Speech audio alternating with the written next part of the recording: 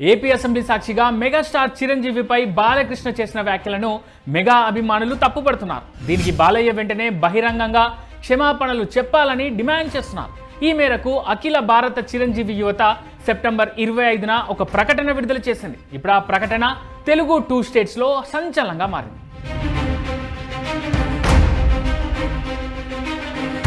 Assembly సాక్షిగా megastar చిరంజీవిని ఉద్దేశించి నందమూరి బాలకృష్ణ చేసిన వ్యాఖ్యలకు వెంటనే బహిరంగ క్షమాపణ చెప్పాలంటూ మెగా ఫ్యాన్స్ తమ ప్రకటన ద్వారా డిమాండ్ చేశారు.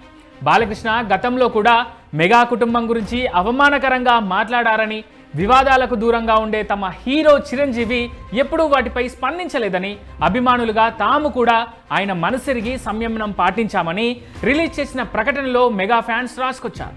బాలకృష్ణ కుటుంబం తీవ్ర వేధింపులకు గురై జైలు పాలైనప్పుడు ఆయన కుటుంబానికి అండగా నిలిచింది.